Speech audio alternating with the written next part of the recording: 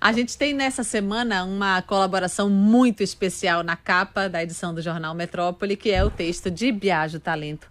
ACM versus Jornal da Bahia, arquivos secretos de uma briga.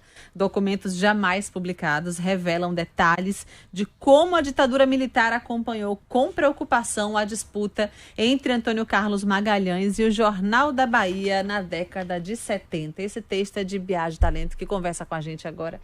Biagio, eu queria que você contasse um pouquinho sobre o mergulho nesses documentos. Eu sei que você já tinha escrito, né, sobre esse assunto há algum tempo, mas esta matéria sobre esta briga nunca tinha sido publicada. E queria que você contasse como foi essa história. Deixa eu contar um pouco sobre a história dessa matéria em si, que é o seguinte.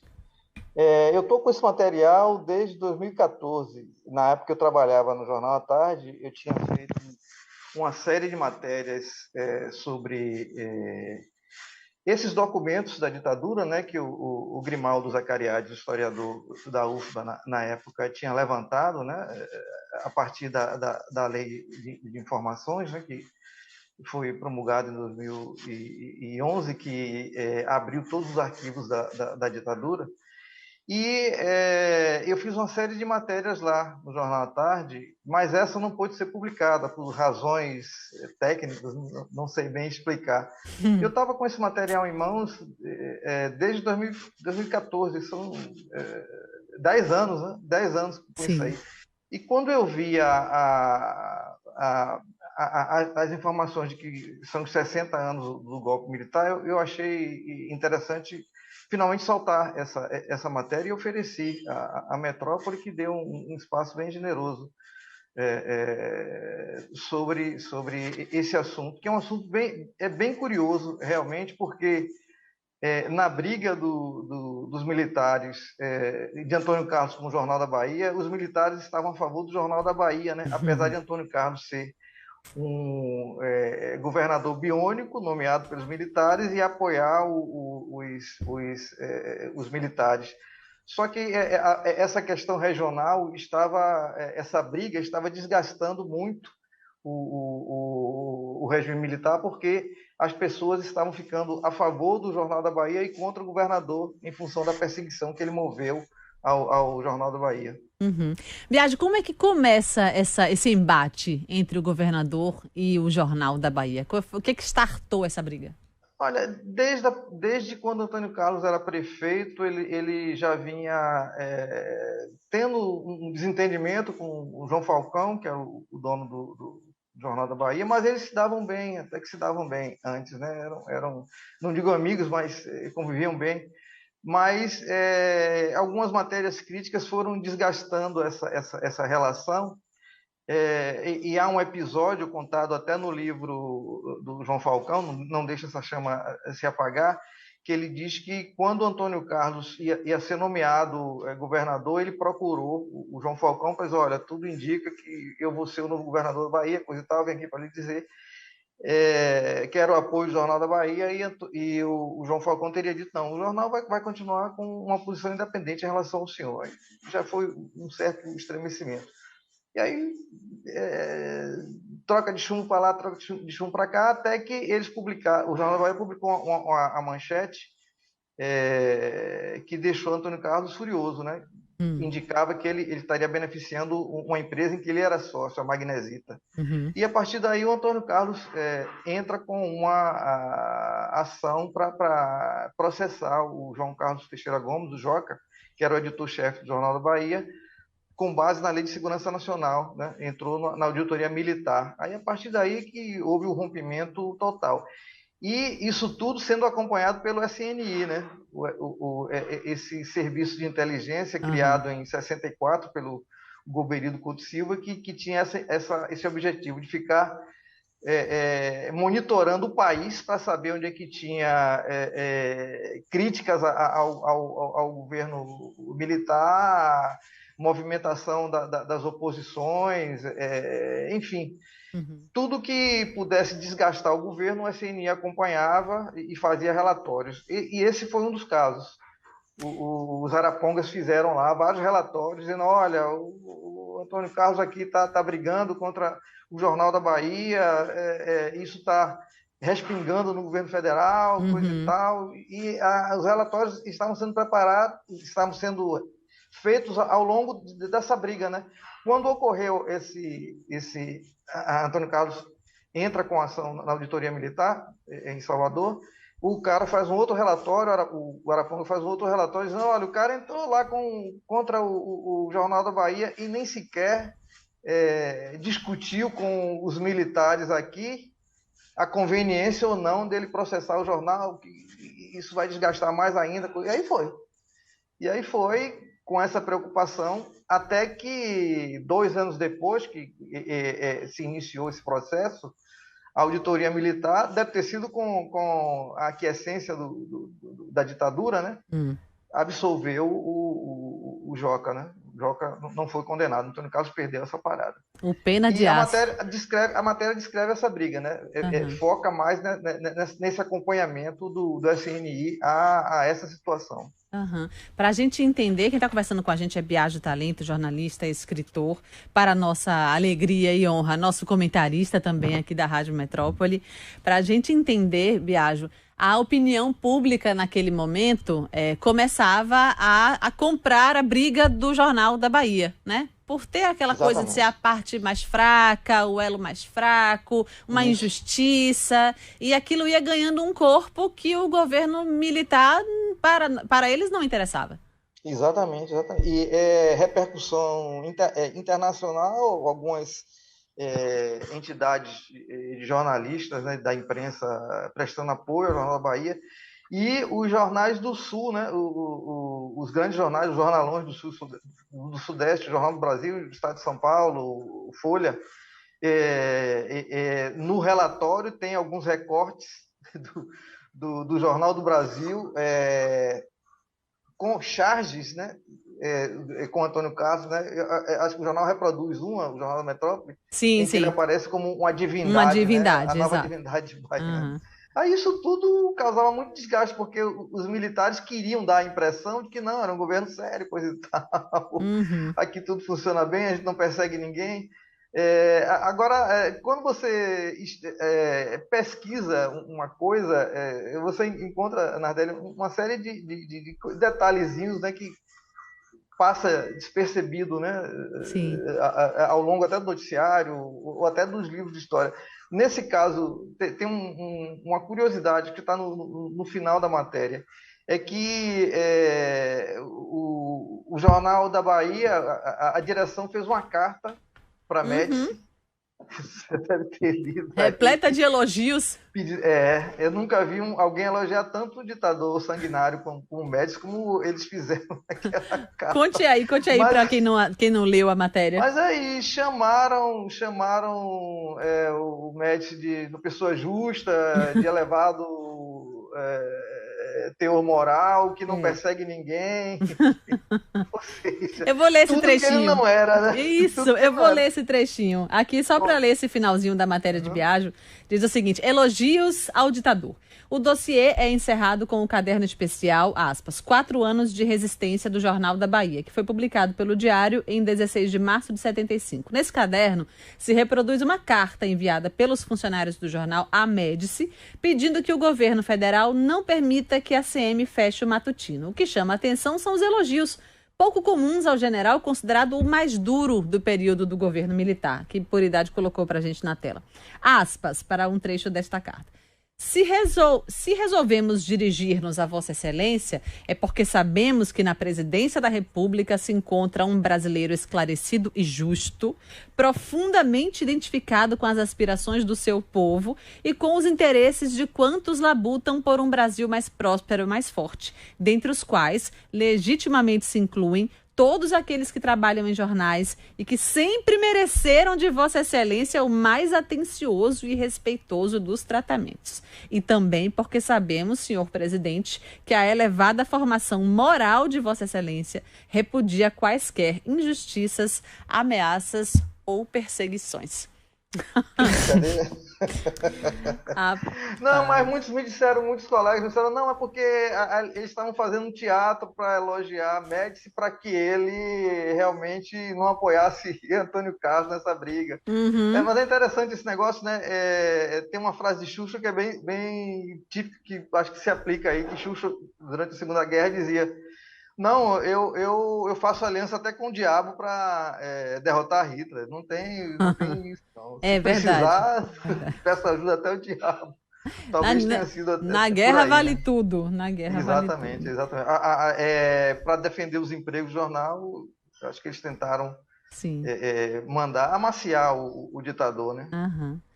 Antes desse documento, né, desse dossiê aí de Grimaldo Zacariades, né, uma documentação que foi levantada por ele, não se conhecia o teor de como tinha sido esse cerco de ACM ao Jornal da Bahia? Não se sabia os Não, detalhes?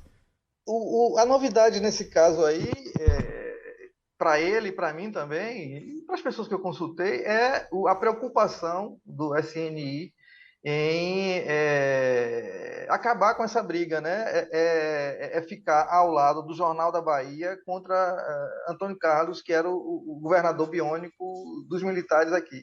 Essa que é a grande novidade nessa briga, porque a briga é bem conhecida, né? Uhum. Já foi falada, já foi tema de documentário, de livro, tem reportagens, mas esse lance do só pode ser descoberta com a lei de acesso à informação, com os arquivos da ditadura, né? Uhum. Agora, entre os documentos que o Grimaldo levantou, tem coisas extremamente curiosas e interessantes. Eu tinha até sugerido a Mário e a vocês entrevistar o Grimaldo, acho que vocês vão fazer isso na semana que vem, vocês podem explorar isso bem, Ah, mas eu diria duas coisas para você ver como é que era a neurose do governo militar contra em relação aos comunistas, né? Achando que os comunistas podiam tomar o poder a qualquer momento. O SNI acompanhou, soube que um padre do Severino Vieira fez um sermão, um discurso lá no colégio para os alunos, ah, criticando a ditadura. ah. E aí o SNI convocou os pais desses alunos, Meu Deus. sugerindo que eles levassem esses garotos para psiquiatras e psicanalistas para que eles não ficassem assim tão Meu Deus. contra o governo, né? Essa foi uma Gente. passagem, está documentado também. E uma outra, rapaz, essa que eu achei sensacional. Ah, Você lembra que eu escrevi um livro sobre esse assunto? O monitoramento de Donivaldo Monte, que era o arcebispo aqui de Natal, e falei muito sobre essa briga da igreja com o governo militar. ah. E nesses documentos tem uma tal de Operação Igreja, que a Polícia Federal realizou em Salvador, que foi a coisa mais sensacional, entre aspas, que eu já vi. Os caras fizeram, um grupo de agentes federais inventaram cartas e criaram pessoas fictícias e enviaram cartas para os jornais de Salvador, esculhambando com o clero progressista. Meu Aí, Deus. uma pessoa, fulana de tal, mandaram várias cartas e fizeram todo o relatório. Olha, essa nossa Operação Igreja está tendo maior sucesso, porque além dos jornais publicarem as cartas, editoriais estão sendo escritos, esculhambando o clero progressista, coisa e tal. E aí ele no final o cara se gaba, isso mostra que com criatividade a gente consegue causar desgastes na oposição sem gastar muito dinheiro. Meu Achei Deus. sensacional isso. Escreveram acho, Maravilhoso. com as 45 cartas desse tipo que foram publicadas nos jornais da época. Pois é, a gente está aí nas vésperas de lembrar os 60 anos do golpe, né? Uhum. Como é que você viu, Biagio, a decisão de Lula de cancelar os eventos que seriam relacionados a isso, para não criar ali um clima mais negativo com os militares? O que é que você diz sobre isso? E diante dessa situação toda que se criou agora com essa descoberta do plano golpista de Bolsonaro, né, com os militares, quer dizer, uma parte queria, outra parte não queria, eu acho que é uma coisa mais razoável, né? Tentar mais um mecanismo para despolarizar a situação política do Brasil. Uhum. Embora Lula faça um movimento para despolarizar e depois faz uma outra para polarizar mais ainda, aquelas falas improvisadas que ele diz. Sempre não esquecendo o Bolsonaro. Mas eu queria destacar uma coisa em relação a esse episódio do Bolsonaro com o golpe de 64. Agora, nós sabemos que o golpe só não ocorreu porque teve a oposição do ministro do Exército, né? Freire Gomes, se eu não me engano, e parece que da Aeronáutica, só o da Marinha que aceitou. E em 64 aconteceu uma coisa mais ou menos parecida, né? Se bem que são circunstâncias diferentes, mas em 64, o golpe foi feito através de telefonema, né? Os golpistas ligavam, fulano, você vai apoiar, não vai apoiar? E nesse levantamento, o cara que ficou a favor do golpe, que foi fundamental, foi o general Amaury Cruel, o nome predestinado. É verdade. Amaury Cruel, que era o comandante do 2º Exército de São Paulo. Ele foi a favor do golpe, e o comandante do 1º e do 2º Exército, acho que não. Ele e o comandante do 4º Exército, que é o Nordeste, foram a favor, e a partir daí o golpe ocorreu.